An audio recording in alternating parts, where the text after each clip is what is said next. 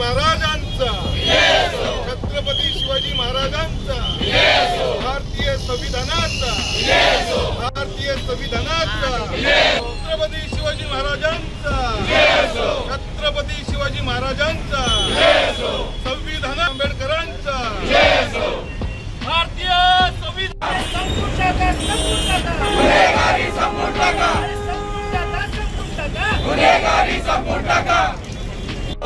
Doctor Babasaheb आंबेडकरांचा, doctor Babasaheb आंबेडकरांचा, doctor Babasaheb आंबेडकरांचा,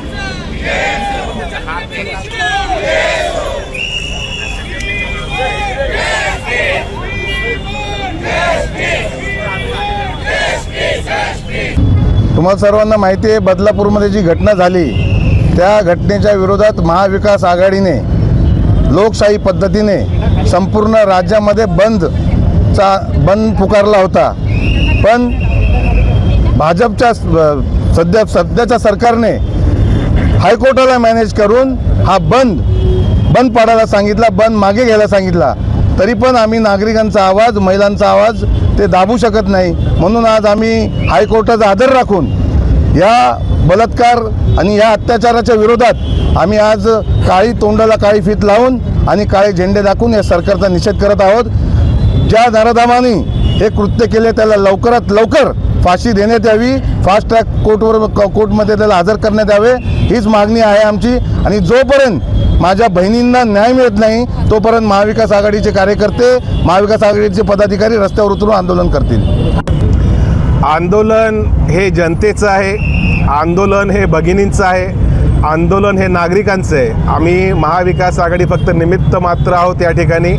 काल महाविकास आघाडीच्या वतीने महाराष्ट्र बंदची हाक देण्यात आली, त्याच्यानंतर उच्च न्यायालयाने स्थगिती दिल्यानंतर एक संविधानात्मक मार्ग आंदोलनाचा आम्ही स्वीकारलेला आहे। कोणाच्याही विरोधात घोषणाबाजी न करता, पक्षीय बॅनर न झळकवता आम्ही सर्वांनी नागरिकांची सुरक्षा एवढ्याच मुद्द्यावर स्वतःच्या तोंडाला काळं हे लावलेलं आहे, रिबीन लावलेली आहे, काळी फीत लावलेली आहे। आणि सरकार आमच्या मागण्या, आमच्या म्हणण्यापेक्षा नागरिकांच्या मान्य करते का? आज खुलेआम कल्याण डोंबिवली शहरामध्ये गर्द विक्री, जुगाराचे अड्डे, वेश्या व्यवसाय खुलेआम चाललेले आहेत आणि ह्याच्याकडे सरकारचं लक्ष नाही।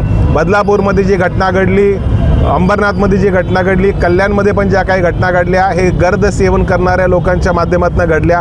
आज माझ्या कल्याणच्या माता भगिनी, मुली ह्या सुरक्षित नाही आणि त्याच्यामुळे महाविकास आघाडीच्या वतीने आज हे मूक आंदोलन आम्ही राज्यभरात करत आहोत। त्याचा भाग म्हणून कल्याणमध्ये छत्रपती शिवाजी महाराजांच्या चौकामध्ये करत आहोत। काल आमच्या अनेक नेते आणि कार्यकर्त्यांना पोलिसांच्या नोटिसा आल्या।